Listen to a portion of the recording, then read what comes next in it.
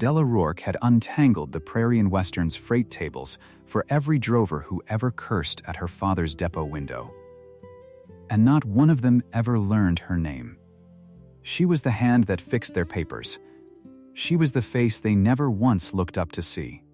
Now 3,000 head of the richest man in the county stood dying in the stock pens, dying over a charge nobody in that yard could read.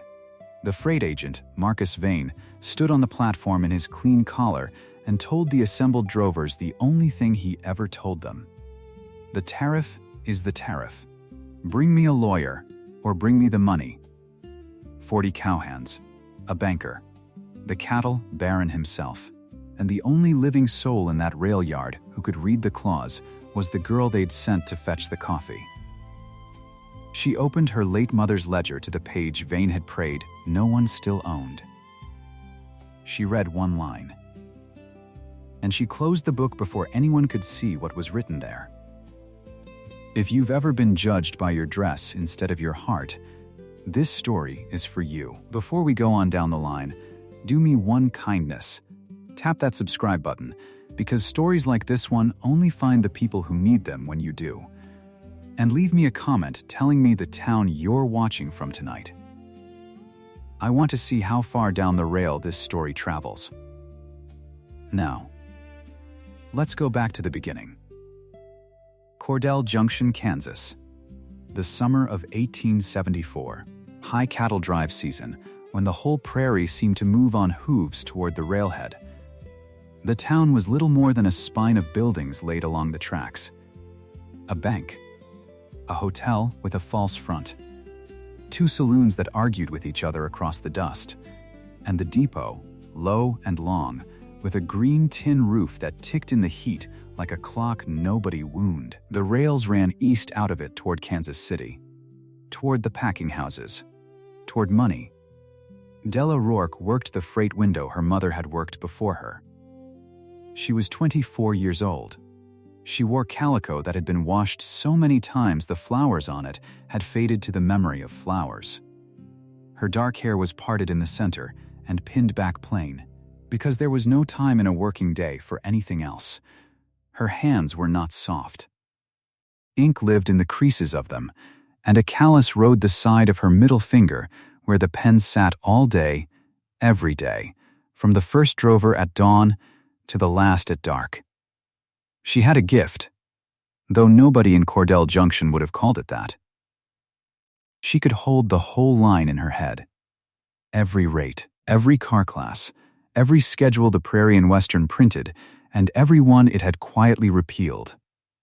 A drover would slap his papers down and start to shout about being overcharged, and before he'd finished the first curse, Della had already found his error, or the company's, and fixed it. She spoke soft. She pointed with the pen. And the man would gather his corrected papers and walk off satisfied, and he would say, "Thank the good Lord for that ledger," and he would mean the book. The book. Never the girl who read it. She had made her peace with that, or she told herself she had, which is a different thing, and closer to the truth. Under the counter, out of sight of the window, she kept her mother's tariff book. It was a company volume, thick as a Bible, and near as worn. The spine had cracked years ago from use, and been sewn back with waxed thread by a hand that was now in the ground. Every margin was crowded with her mother's writing. Small, slanted, patient, rates crossed out and corrected. Dates, little notes that said things like struck spring 72, do not honor, and see clause 4. They will lie about clause 4. Her mother had been a billing clerk for the P&W before the coughing took her. She had known the freight law the way a preacher knows scripture, chapter and verse, and she had poured all of it into those margins for a daughter she must have known would need it. Della kept the book under the window in case a drover argues. That was what she told her father. That was what she told herself. In case a drover argues. The truth she did not say aloud was that the book was the only place in the world where she felt like somebody. Her father was Cormac Rourke, 61 years old, and the stationmaster, and dying by inches, though neither of them used that word. The cough had started 2 winters back.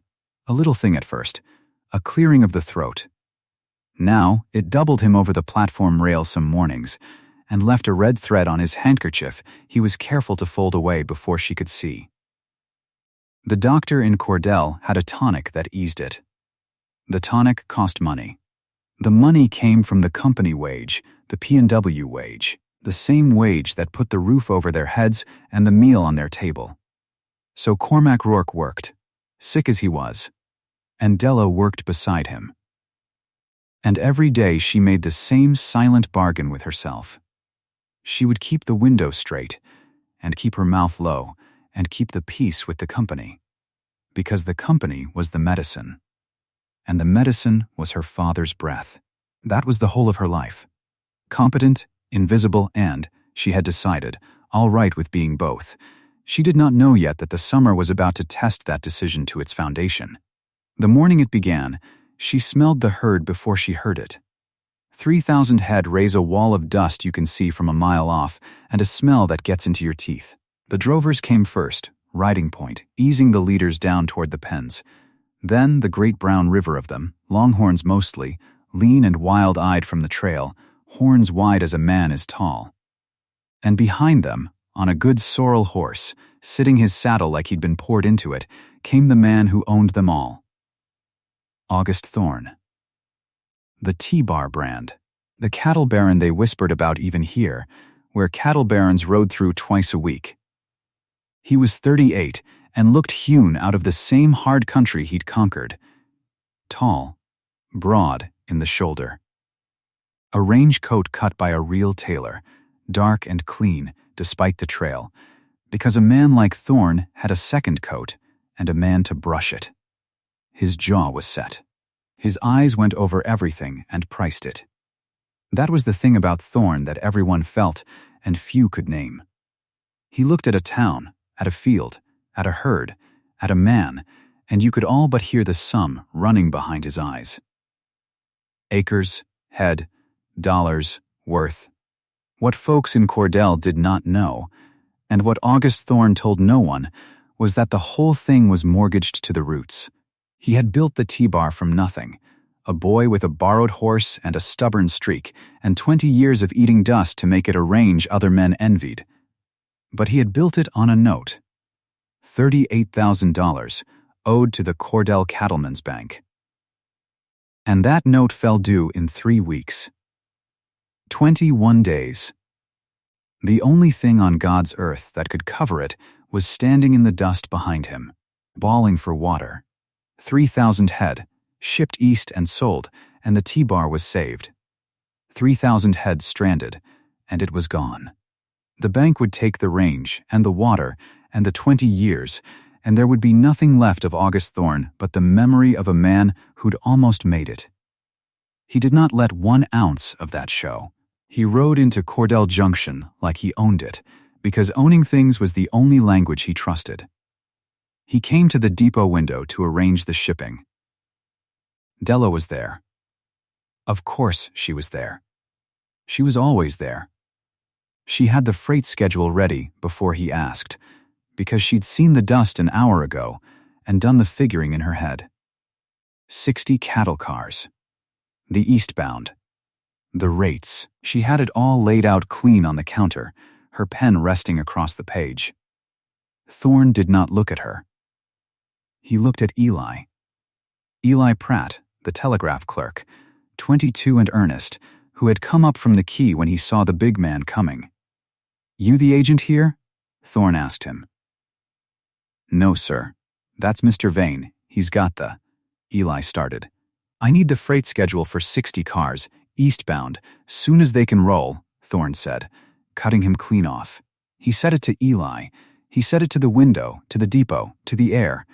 He did not say it to the woman standing directly in front of him with the schedule already written out.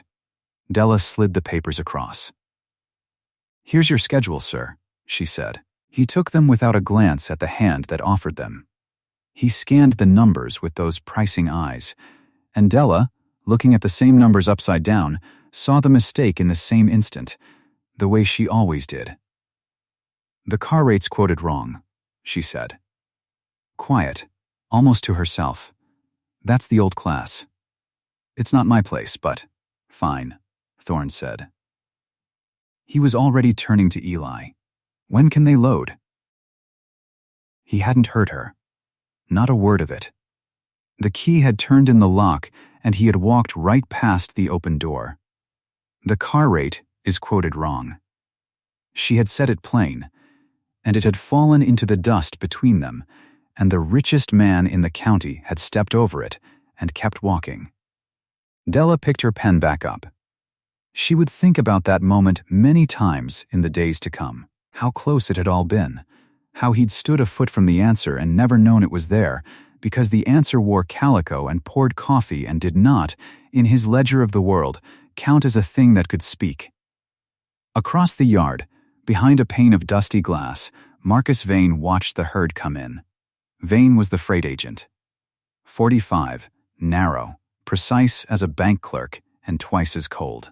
He wore his collar white in a town of brown dust, and he kept his nails clean, and he smiled the way a closed door smiles.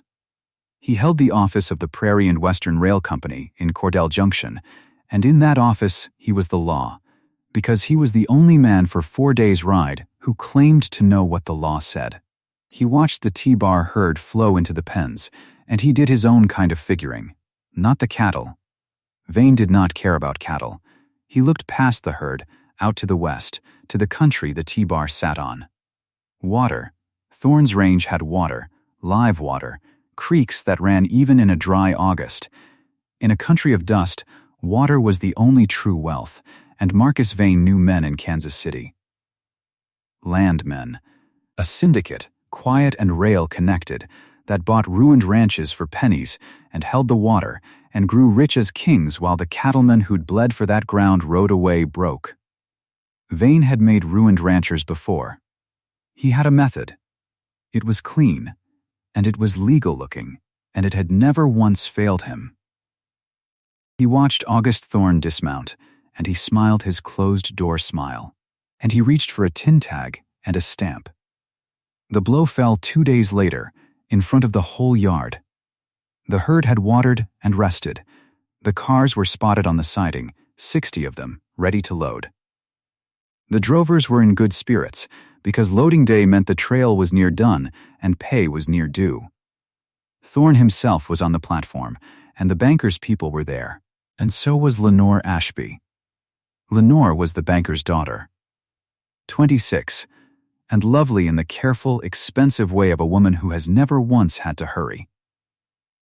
She held a parasol against the Kansas sun and stood a little apart from the dust, and everyone understood without a word being said that she and August Thorne were an arranged thing. A suitable thing. The cattle and the bank joined proper.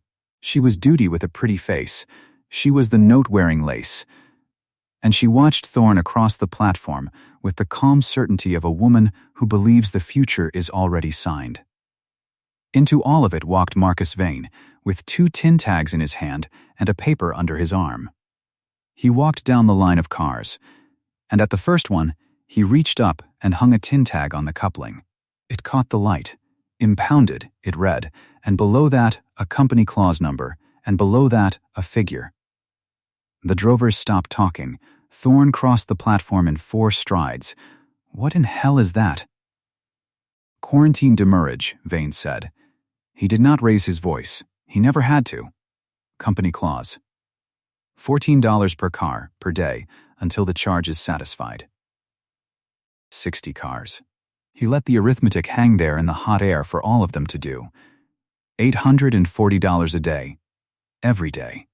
The herd moves, Mr. Thorne, when the charge is paid, or when a court of law overturns the clause. He almost smiled. The nearest court that can hear a freight matter is 4 days' ride from that door. Della was on the platform. She was there because Eli had asked her to bring the coffee tray out for the loading crew, and she'd done it, because that was her place, the coffee and the tray and the standing to one side. She stood now at the edge of the crowd, with the tray in her hands, in her faded calico, invisible as always, and she listened. And she heard the trap close. 4 days to court. She did the clock in her head the way she did everything, fast and cold. The pens held water enough for the herd for 9 days, 10 at the outside, and after that, the cattle began to die of thirst in the heat, and a dying herd sells for tallow, if it sells at all. And the note. She didn't know about the note. Not yet. Not the exact figure. But she could read August Thorne's face, and a man does not go that particular shade of gray over $800 a day unless there is something far larger falling due behind it. 9 days of water. 4 days to a court that might not rule in 4 days more. And behind it all, a deadline she couldn't see, but could feel, ticking under the whole scene like the tin roof in the heat. It was a beautiful trap. She had to give Vane that. It was built the way a good con is built, out of a thing that sounded like law and dared you to argue with it. But Della had read the tag.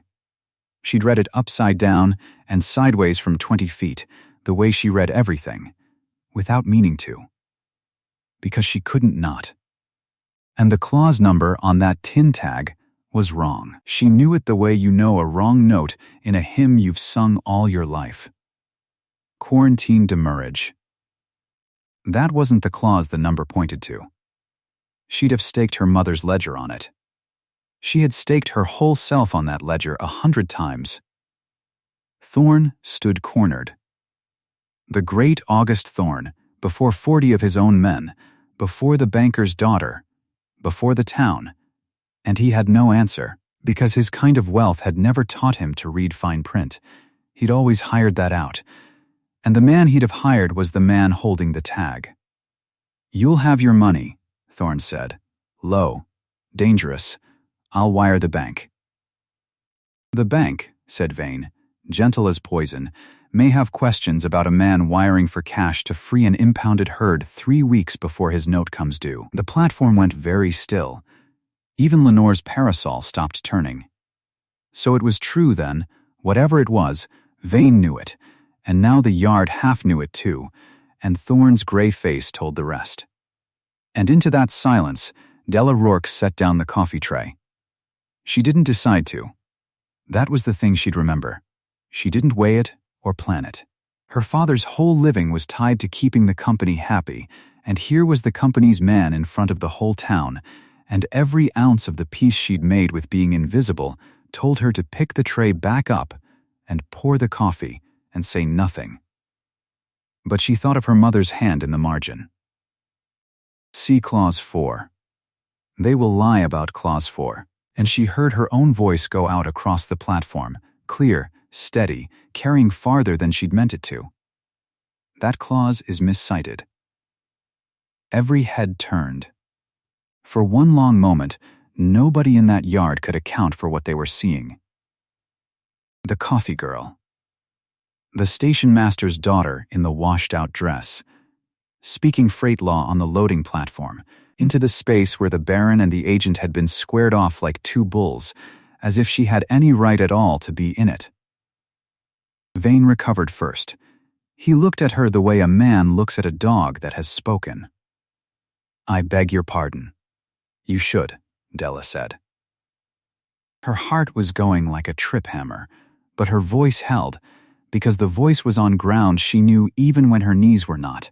The number on that tag doesn't point to any quarantine demurrage clause. It points to interchange handling, and interchange handling doesn't apply to a through shipment on a single line. You've hung the wrong clause on the wrong car and called it $14 a day.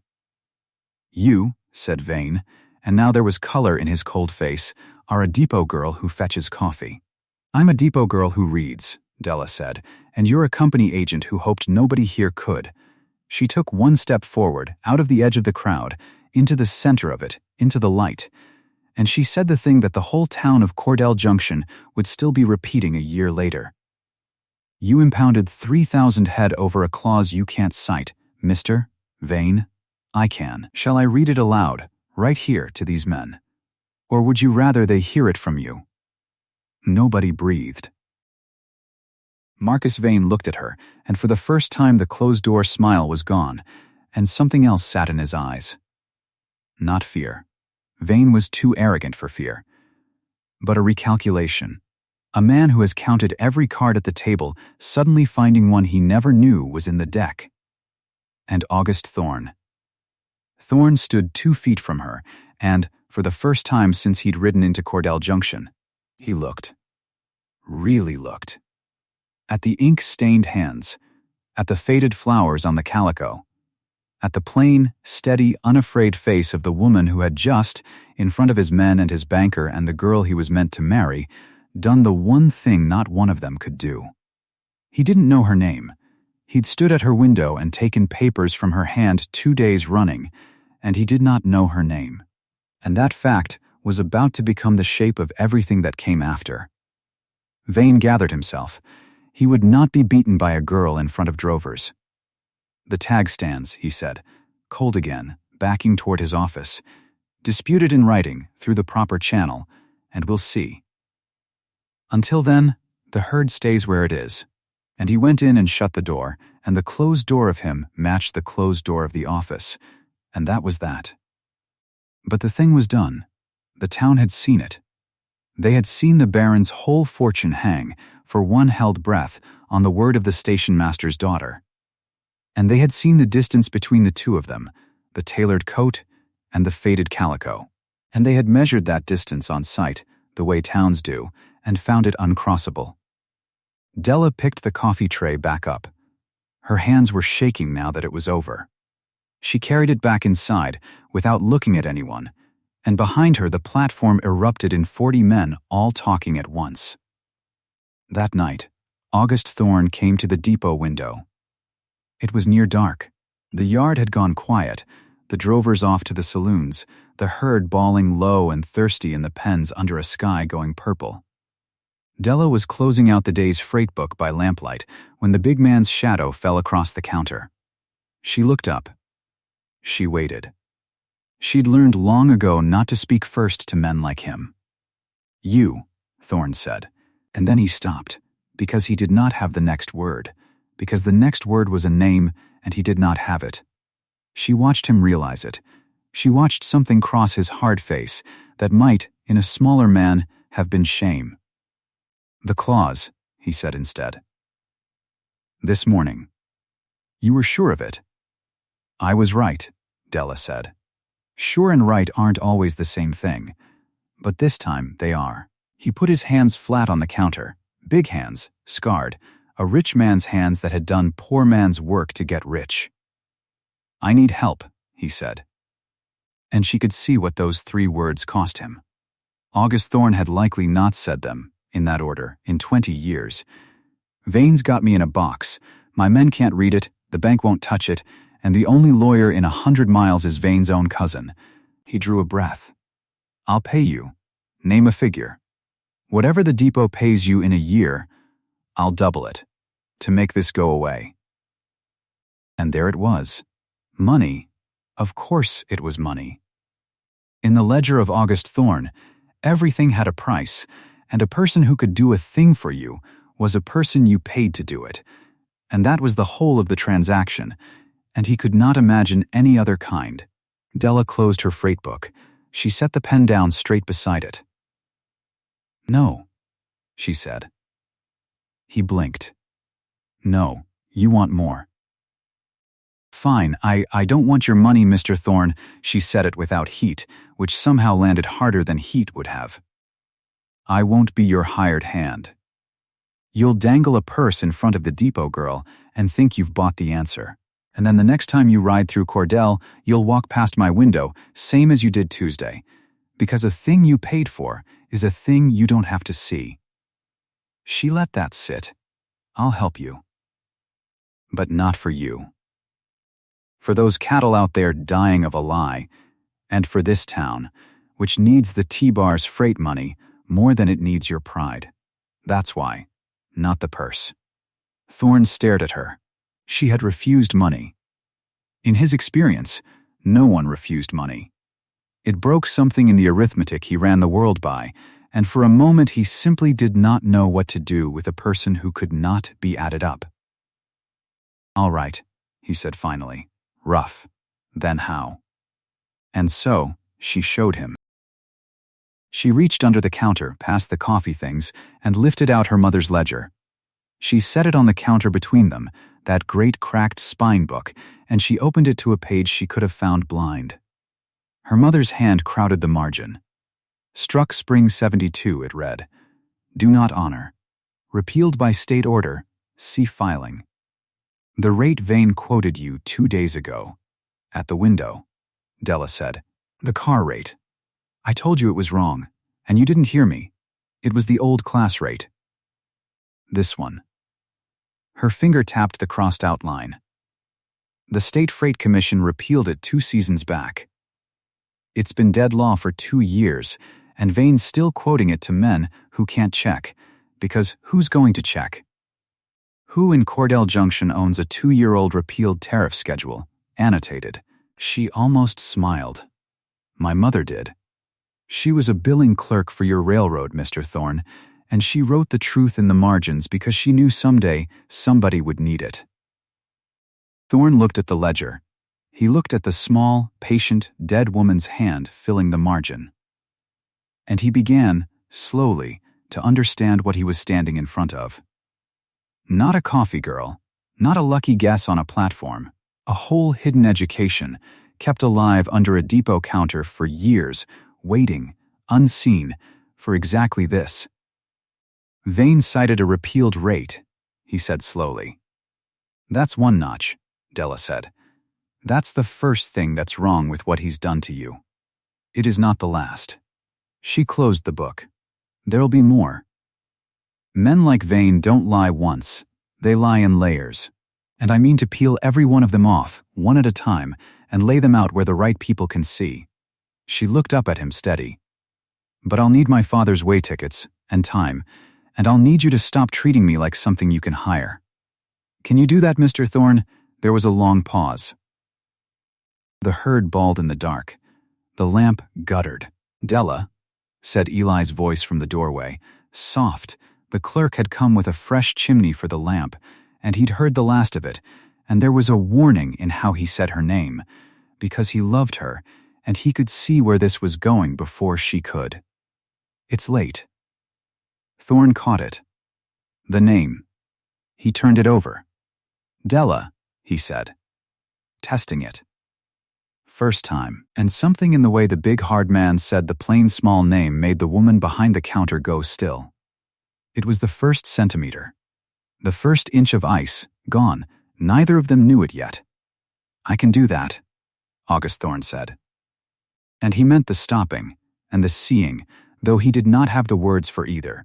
Get me out of Vane's box, Miss Rourke, and I'll owe you a debt I can't pay with a purse. I know you can't, Della said. That's rather the point. He almost laughed. It surprised him, the almost laugh, in the middle of the worst week of his life. He didn't understand it. He would spend a good while not understanding it. He touched his hat brim to her, which he had never once done, and he went out into the dark toward the pens where his fortune stood dying, and Della watched him go. And Eli watched Della watch him go, and none of them said anything at all. She did not go home right away. She sat at the window in the low lamplight with her mother's ledger open before her, and she thought about what she had just done. She had crossed a line. She'd stood on a public platform and called the company's man a liar to his face, and now she'd promised the richest man in the county she would prove it. Her father worked for that company. Her father's medicine came from that company's wage. Marcus Vane could not fire August Thorne, but he could most surely reach out one clean-nailed hand and touch Cormac Rourke, and the tonic that kept the red thread off her father's handkerchief. She knew that. She had always known that. It was the exact fear that had kept her quiet at that window for 6 long years. And she had spoken anyway. She ran her finger down her mother's writing in the margin, that patient slanted hand, and she thought about the woman who had filled these pages, the billing clerk who had died coughing in the room off the depot, and who had left her daughter this book and, in it, without ever saying so, a kind of instruction. Read the law. Keep the truth. Wait for the day someone needs it. Well, the day had come. Della Rourke did not know that August Thorne, at that very hour, out at the dark rail where the impounded cars stood cold on the siding, had stopped and turned and looked back at the little square of lamplight in the depot window, and had stood there longer than a man with 3,000 dying cattle had any business standing, looking at the one lit window in a dark town. At the shape of a woman bent over a book, and had felt, for the first time in his acre-counting, head-counting, price-running life, something he could not put a figure to. She did not know that. And she did not know that behind another pane of glass, in the freight office, Marcus Vane had lit no lamp at all. That he sat in the dark and watched the same window and did his own quiet arithmetic. That he had already decided the coffee girl was a problem, and that Marcus Vane solved problems the way he made ruined ranchers. Cleanly, legally, at the tenderest point. He was looking at the depot. He was thinking about the stationmaster. He was thinking about a sick old man's wage and a sick old man's medicine and how easily both could be made to disappear. And in the pens, under the wide black Kansas sky, 3,000 head of the finest cattle in the county bawled their thirst at the stars, and somewhere behind them a clock nobody could see ticked down toward 21 days, and 9 days of water, and a reckoning none of them were ready for. The first layer was off. 6 more waited, and Marcus Vane was already reaching for the lever that would break Della Rourke's heart. She did it that same night. The lamp burned low. Her father was asleep behind the wall, his cough loosened at last into the slow rasp of a man who has finally quit fighting it for a few hours. Della sat with the ledger open, and her mother's hand climbing the margins, and she understood that reading the law in the quiet was one thing, and a small thing, and a safe thing. Doing something with it was another. She could not ride 4 days to a court. The pens held 9 days of water. The math did not allow for a horse and a road. But the telegraph did not need a horse. She woke Eli before dawn. He came down in his shirt sleeves, blinking, and when he saw her face he stopped blinking. "I need you to send something," she said. "To who?" "The State Freight Commission." "Topeka?" Eli looked at her a long moment. He was 22 years old and he loved her, and he knew what the wire cost and who paid for it and whose office it ran through. "Della," he said. "That wire crosses the company's own line. Vane will see the record. I know it. They'll know it came from this depot. I know that too." He sat down at the key. His hands were shaking a little, and hers were not, and she noticed that, and filed it away with the other things she noticed, and never said. "What do I send?" She read it to him off a sheet she had written in the dark, a formal challenge to the demurrage charge on the T-bar herd at Cordell Junction, a citation, chapter and section, of the state tariff order that struck the very rate the charge was built on. And, at the bottom, a name. Not the Baron's, not her father's. Della Rourke. Eli's fingers hovered. "Your name," he said. "A woman's name. On a commission filing. They'll laugh. Let them laugh in Topeka," she said. "Send it." He sent it. The key chattered into the dark, and the sound of it went out under the prairie and down the line, and when it stopped, there was a silence in the little office that felt like the silence after a door is shut for good. She had crossed. She knew it. There was no wire that could unsend the wire. She went back to the window and made the coffee and set the tray out, and when the drovers came she straightened their papers and they thanked the ledger, the same as always, and not one of them looked at the woman who had, before the sun was up, done a thing no woman in the district had ever done. Vane did not know yet. That was the beautiful part. That was the terrible part. He came through the yard at 8 with his watch in his hand, and he looked at the pens where 3,000 heads stood bawling and turning, and he looked at them the way a man looks at money that is ripening on the branch, and he tipped his hat to the depot window without seeing who stood behind it, and he went into his office to wait for a ruined man to come and beg.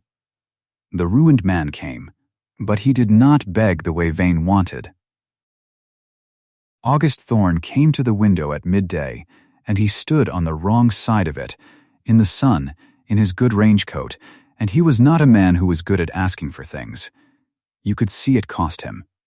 His jaw worked before the words came. Mr. Thorne, I'm told you sent a wire. She went still. So he knew before Vane did. Somebody in the yard had eyes. I did. On my account, on the herd's account. She met him level. And my father's town's account. Not yours, Mr. Thorne. I want that understood between us. He reached into his coat and brought out a fold of banknotes, and he laid them on the counter the way men lay money on counters, flat, final, and he said, "Then let me put you on my account. Name your figure. I've paid lawyers who did less." And there it was, the distance between them, measured out in paper. Della looked at the money. Then, she looked at him. She did not touch it. "Put it away," she said. "I'm not for hire. Everyone's for hire. My mother wasn't. My father isn't." "I'm not." She slid the fold back across the wood with one finger, slow, so he'd feel the weight of the refusal. "You want my help. You'll have it. Because there are cattle dying and a corrupt man getting rich off it, and I can read the book that stops him. That's the whole of the reason. Keep your money for your note." He stared at her. A man who measured every soul in acres, and here was one he could not put a number to, and it unbalanced him in a way that 3,000 dying head had not. "How do you know about my note?" he said quietly.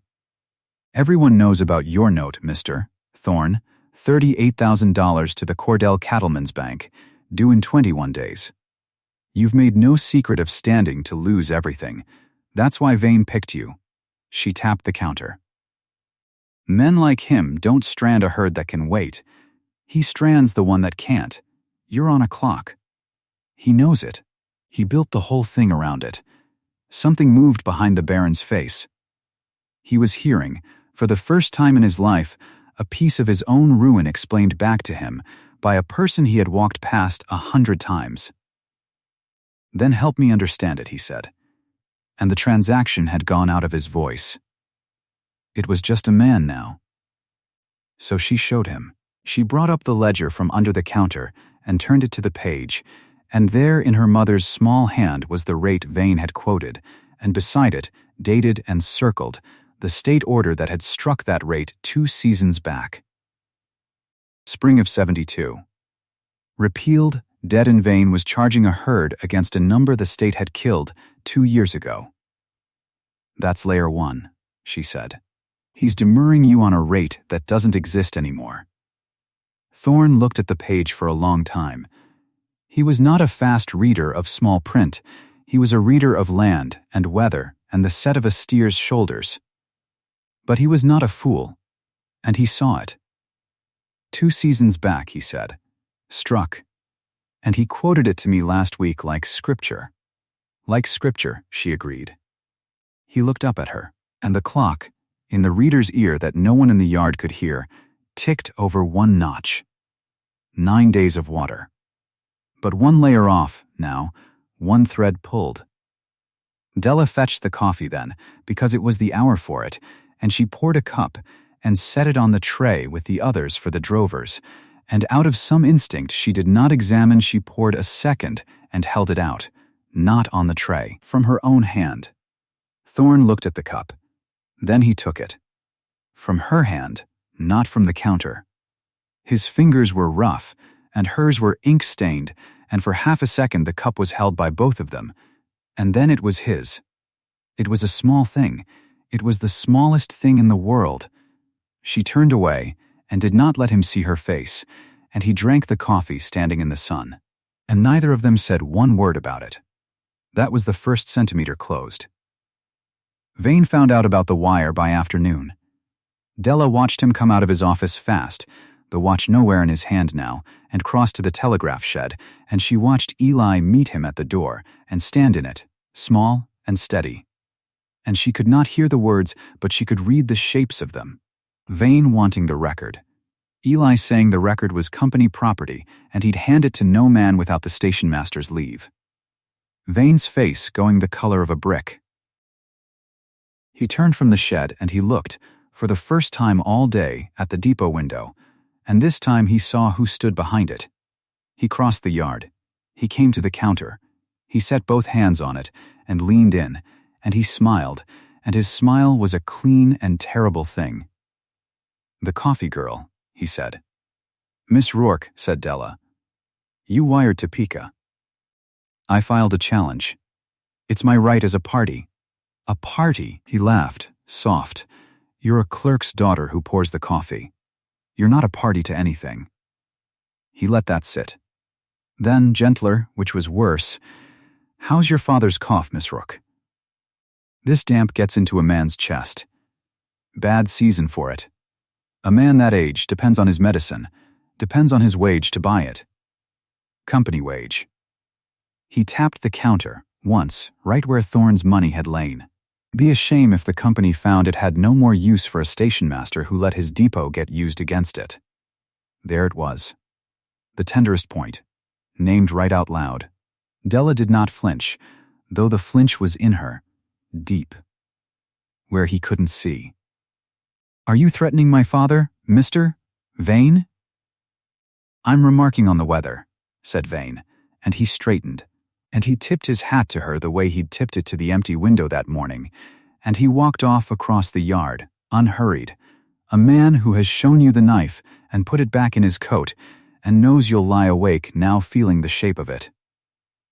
She stood at the window a long while after he'd gone. Then she got back to work.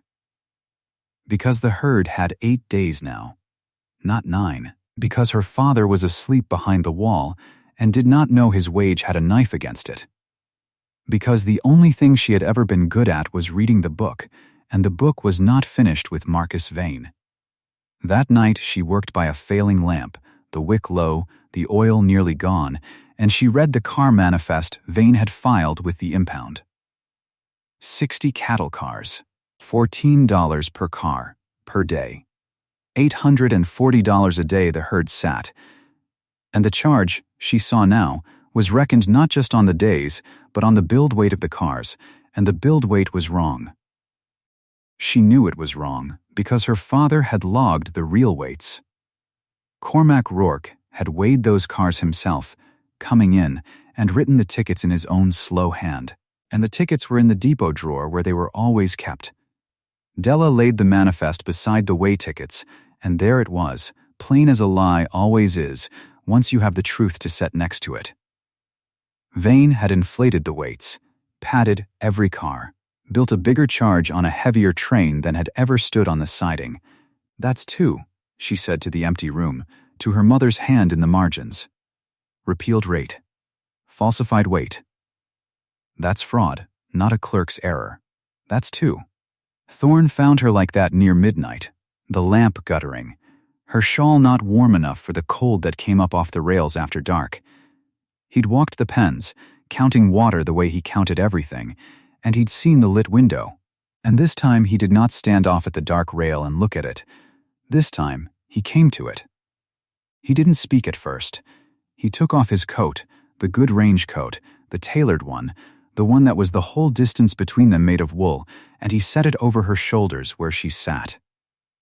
She looked up. He looked at the manifest, not at her. "Something new," he said.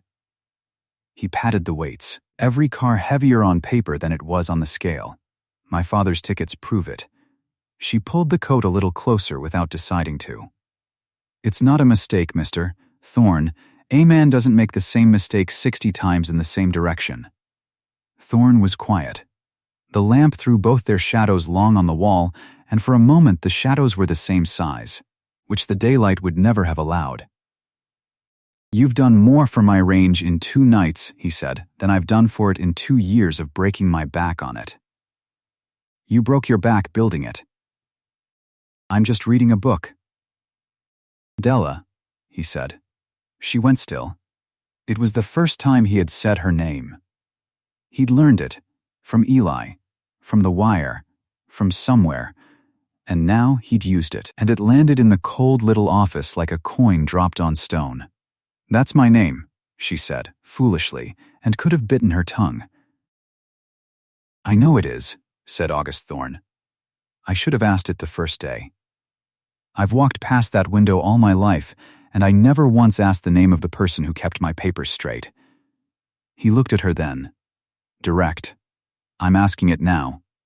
Della. It's a good name."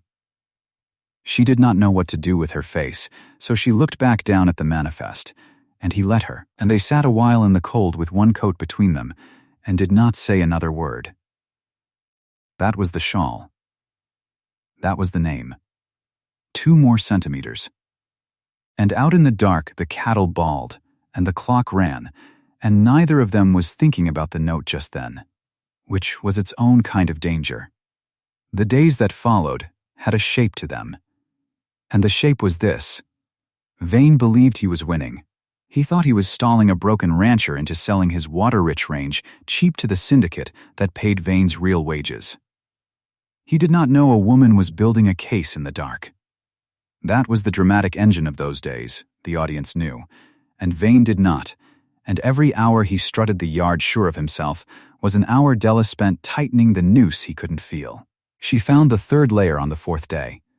Her mother's tariff schedule, the dated one, the master copy, she'd known the rate was repealed. But here was the schedule itself, stamped and dated by the state's own printing, showing the rate struck spring of 72. 6 long years the older schedule had run, and then killed clean by order. Not her word against Vane's, the state's own paper against Vane's. Repealed rate, falsified weight, and now the dated proof in the state's own ink. 3 layers. 3 threads. She laid them in order in a leather case, and she tied the case shut, and she felt, for the first time, that the thing might actually be built. And in among the building were the small things. She noticed he hadn't eaten in 2 days. Thorne, running between the pens and the bank and the telegraph, a man with $3,000 dying dollars and a note breathing down his neck, and she saw that he'd not sat to a meal, and the next morning there was bread on the counter, wrapped in cloth, and no word with it, and when he came by she was busy with the drover's papers and did not look up, and the bread was gone when she looked again. And neither of them said a thing. And he noticed, the same way, without saying, that she read by a lamp near dead. And the next morning a new lamp stood at her window. Brass, full of oil, the wick trimmed, and no note beside it, and she knew whose hand had set it there, and she lit it that night, and read by good light for the first time in a year, and did not thank him, because he had arranged it so there was no way to. The ledger went back and forth between them in those days until it stopped being his side of the counter and her side of the counter. She'd turn it to a page and push it across, he'd study it and push it back with a question in the margin, and once, reaching for the same line at the same moment, her hand came down on the page, and his came down on hers, and stayed, a beat too long, and then longer, and neither of them pulled away first, and it was the ledger, her mother's ledger, the book that held the whole case, that their hands overlapped on. As if the proof of her worth was the thing that let them touch at all. That was the 5th centimeter. The count was full. But the world does not let a thing be built in the dark without a price coming due. And the price came in the person of Lenore Ashby. The banker's daughter found Thorne on the platform in the cold, and she did not lower her voice, and Della, at the window, heard every word of it. "People are talking, August," Lenore said. "The whole town, the Baron and the depot clerk. My father hears it at the bank. It's not seemly. It's not. It's beneath the T-bar, and it's beneath you, and you'll stop being seen with the girl or you'll answer for it when the note comes due. My father holds that note. Remember whose hand you'll be shaking." Thorne said something low that Della didn't catch. And Lenore said, colder, she's a clerk's daughter, August, she reads the little papers. That's all she is. Don't confuse a useful hand with a suitable wife. And she went in, out of the cold, satisfied, the rules with a pretty face. sure of her deed and her duty and her hold. And Eli came to Della that same evening, at the window, twisting his cap. "I'd marry you tomorrow," he said, all in a rush, before he could lose it. "You know I would. I'd take you out of this window, Della, away from Vane, away from the cold, away from all of it. You'd never have to fetch another man's coffee. You'd be my wife, and it'd be a good life and a safe one, and I—" He stopped. "I love you." There. I've said it. And Della, looking at his good, decent, frightened face, understood something clean and hard about herself. "Eli," she said gently, "you'd take me from the window to something better." "But I don't want to be taken from the window," she said, and heard the truth of it as she said it. "I want to be seen at it. I've spent my whole life on the far side of a counter handing men the answers and watching them thank the paper. I don't want a man to rescue me out of that. I want one to look up and see who was standing there the whole time." She touched his hand. "You're the finest man in this town, and that's not what you're offering me, and I can't take less than it." "I'm sorry." Eli nodded slowly. He was young, but he had good sense, and good sense is a kind of grace. "It's him," he said. "Not bitter. Just true. It's not about him," said Della. "It's about the window." "But yes, it's him." Eli put his cap back on. "He'd better see you," he said. "Or I'll have something to say about it." And he went, and that was the last time he made himself into a suitor, and he did it with more dignity than most men manage. Then Vane pulled the lever. He did it on the 7th day, with the herd 2 days from dying and the note 2 weeks from due, and he did it in daylight where it would cut deepest. He posted the notice on the depot door itself. Cormac Rourke, Stationmaster, dismissed from the service of the Prairie and Western Rail Company, effective at once, for permitting the depot and its instruments to be used in a false and malicious filing against the company's lawful charges. Fired. Her father. For her filing. His wage gone. His medicine with it. Cormac read it standing in his own doorway, and he had a fit of coughing that bent him double, and Della held him up, and over his shoulder she saw Vane across the yard, watching, and Vane touched his hat brim to her, and smiled that clean smile, and she understood that he had done it exactly this way on purpose. In the open. With the old man watching. To make her feel it in her hands. But Vane had one more turn of the screw, and it was the cruelest, because it did not use paper at all. It used the Baron's pride. He got to Thorne first. Della learned that later, how he'd found the Baron at the pens and leaned on the rail beside him and said, low, reasonable, "You want to watch that one, Thorne, the Rourke girl. She's climbing, you know. On your cattle." Filed it all in her own name, did you notice that? Her name, not yours, not helping you. Building herself a claim on the man she saved. You'll be beholden to a depot clerk, and she'll hold it over you the rest of your days. Girls like that don't do a thing for free. She's counting on you being too grateful to see the bill coming. A pause. Mark me. There'll be a bill. And Thorne, tired, cornered, 7 days without proper sleep, class blind at the root of him where the old measuring habit lived, let it in. Just for an hour, just long enough. He came to the window with the money again. Della saw it in his hand before she saw his face, and something in her went cold and quiet and old. "I've thought it through," Thorne said, and his voice had the transaction back in it, worse than the first day, because the first day he hadn't known better, and now he did. "You've done the work. Nobody says otherwise. Let's settle it clean. A sum, a good sum, more than fair, and we're square, and there's no obligation hanging between us. No debt, either way." He set the money on the counter. Before witnesses, 2 drovers, and Eli in the shed doorway, and Lenore just come onto the platform. Name it, and be done. And I'll thank you, and you'll be free of it. He treated her worth as a bill to pay, Her whole self, the nights, the lamp, the ledger, the case in the leather box, a line to settle and close.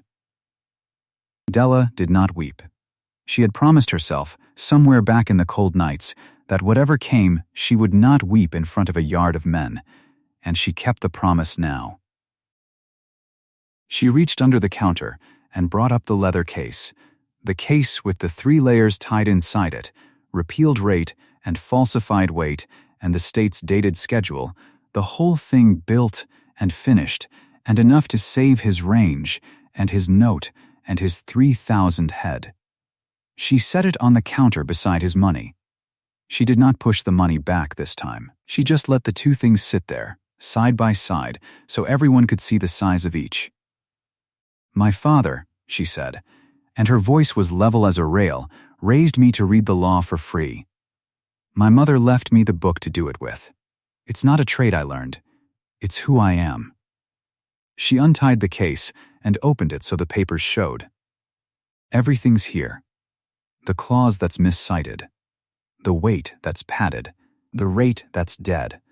It'll pull the tag off your cars, and it'll break Marcus' vein, and it'll save your range, Mr. Thorne, and I'm giving it to you. She closed it again and slid it to his side of the counter, and left the money on hers, untouched, for free. The way I said the first day. Because there are cattle dying, and a corrupt man getting rich, and I can read the book that stops him. She took her hand off the case. "But I'll not sell you myself to settle your conscience. You keep your money. I keep my name. That's the trade, and it's the only one I'll make." And she picked up the coffee tray, because it was the hour for it, and she carried it out onto the platform past all of them, past the drovers, past Lenore, past Eli, past August Thorne, standing at the window with a leather case he'd been handed for nothing and a fistful of money nobody would take, and she walked with her head level and her back straight, the depot girl in calico. And she did not hurry, and she did not stumble, and the whole yard watched her go, and did not know, most of them, that they had just watched the finest thing they'd see all year. She left him the papers that could save him. And nothing of herself. That was the widest the abyss ever got. And it was the moment, though he did not deserve it yet, that August Thorne started to become a man worth her. He read the case that night. All of it. And he read his own smallness in it, plain as she'd read Vane's fraud, because a true account leaves nothing out. And this one had him in it. The man who walked past the window, who offered money twice, who let a corrupt stranger tell him what to think of the finest person in the county. He sat with it till the lamp burned down. He did not sleep. And on the morning of the 8th day, the train came in from Topeka, and the state freight commissioner was on it. Her filing had worked. A woman's name on a commission paper, and Topeka had not laughed after all. Topeka had read the citation, checked the struck rate, and put a commissioner on the eastbound to Cordell Junction with 2 marshals and the authority of the state. The platform filled. The same 40 drovers who'd heard Vane say, "Bring me a lawyer," or "Bring me the money." Lenore in her good coat. The banker, come to see which way to jump. Cormac, pale, out of his sickbed against his daughter's wishes, because he would be there. Eli at the edge, watchful. And the commissioner, a spare gray man with spectacles and a leather folio, setting up at a table on the platform as though a courtroom could be built on planks in an hour, which it could. Vane moved first, the way a guilty man always moves first, to fill the air before the truth can. Commissioner, long ride for nothing, I'm afraid. Routine demurrage, all in order, all by the tariff. Some hysterical filing by a female clerk, no standing. No, is the female clerk present? Said the commissioner, not looking up from his folio. And here is where August Thorne did the thing that made him worth her. He could have stepped to that table. The case was in his hand. He could have read it as his own, saved his range, taken the credit the way every man in that yard had taken Della's credit her whole life, and no one would have thought a thing of it. That was the easy road, and the whole world was paved for him to walk it. He did not walk it. He stepped forward, and he set the leather case down on the commissioner's table, and he did not open it. "The filing's not mine to read, sir," said Thorne, loud, so the platform heard. "I didn't build this case. I couldn't have. I don't have the learning for it. I count cattle. I don't read the code." He turned, and he found her in the crowd, standing by her father, and he took his hat off to her the way a man takes his hat off in church. The woman who unraveled it is Miss Della Rourke. She read a clause I couldn't cite. She caught a fraud I couldn't see. She saved my range while I was too proud to learn her name. His voice caught, and he let it. I was a fool at that window. The whole town saw it. Let the whole town see me set it right. He held out his hand toward the table, toward the chair beside the commissioner. An invitation, an equals invitation, public, by name. "Miss Rourke, it's your case. Will you read your own findings into the record?" The platform did not make a sound. Della looked at her father. Cormac Rourke, 61 and fired and pale and standing anyway, looked back at his daughter, and he nodded, once. And there were tears on his face that had nothing to do with his cough. She walked to the table. The service door girl, the coffee girl, the one they sent to fetch and never looked at, walked the length of the crowded platform in her calico and sat down at the commission table beside the state's own man, and she opened her mother's ledger and her leather case, and she read the law aloud in a clear, steady voice while a cattle baron stood aside with his hat in his hands. The class line, drawn in front of all of them at the impound, inverted now in front of the same eyes. She read it in order, and each layer detonated as it came. "The impound tag cites Clause 45, quarantine demurrage," she read. "That clause governs interchange handling. It has nothing to do with quarantine. Mr. Vane impounded 3,000 head under a clause that does not say what he needs it to say."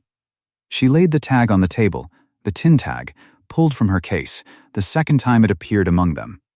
"Wrong clause. Anyone may check it." The commissioner checked it. "She's correct," he said. "The charge is reckoned on the billed car weights," Della read on. "Here is the manifest Mr. Vane filed. Here are the weigh tickets my father logged on the scale, the same day, in his own hand. Every car heavier on the manifest than it was on the scale. 60 cars, every one padded, every one in the same direction." She set them side by side for the gray man to see. "A clerk makes a mistake once. He does not make it 60 times, all one way, all to his profit. That is not error, Commissioner. That is fraud."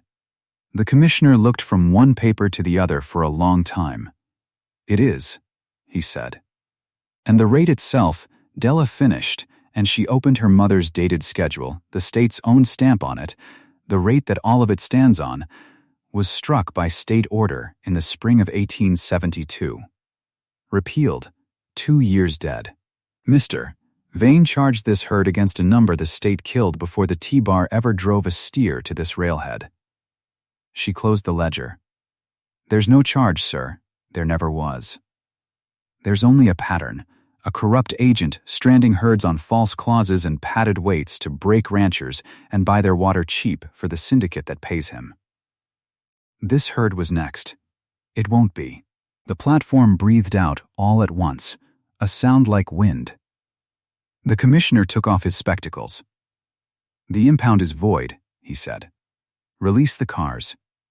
And down at the siding a marshal walked the line and pulled the tin tags off the couplings, one by one, and the drovers scrambled to hitch the engine, and the great string of 60 cattle cars shuddered and took the strain and began, at long last, to roll, 3,000 head, the season's whole fortune, moving east toward water and buyers and the note that could now be paid. Then came the reckonings, and each got its own moment, because the crowd that had feared these people deserved to watch each one fall in turn. Marcus Vane went first. The commissioner did not raise his voice. He simply said, "Mr. Vane, you're relieved of your post and your bond as of this hour, and you'll answer to the state for these filings, and the two marshals took him by the arms in front of the 40 drovers who had bowed to his tin tag all season. Vane found one dry protest. "This is a clerk's word against a company man's," he began, and the commissioner said, "It's the state's schedule against your manifest," and the schedule's stamped, and did not look at him again, and that was the whole of Vane's defense and the whole of its worth. They walked him down the platform he had ruled, past the men he'd ruined and the ones he'd meant to, and not one of them tipped a hat to him going. Lenore Ashby understood before anyone announced it. She looked at Thorne, and at the woman at the commission table, and at the way the Baron was looking at the clerk, and she was cold, but she was not a fool. She drew her coat around her and inclined her head to Thorne, a small formal nod that closed an account, and she said evenly, "I see the matter's settled," and she withdrew with her chin up, the approved match declining herself before she could be declined, which was the one dignity left to her, and she took it cleanly. The banker recalculated on the spot, the way bankers do. With the herd rolling east, there'd be money to cover the note, and a note paid is better than a range foreclosed on a falling market. And he found Thorne in the crowd, and pressed his hand and said, "Warm as new-baked bread, August, about that note. No need to be hasty. We'll extend the terms. Old friends should never let a deadline come between them." And Thorne looked at the man's hand in his and thanked him with about as much warmth as the man had earned, which was little, but the range was safe, and that was what mattered.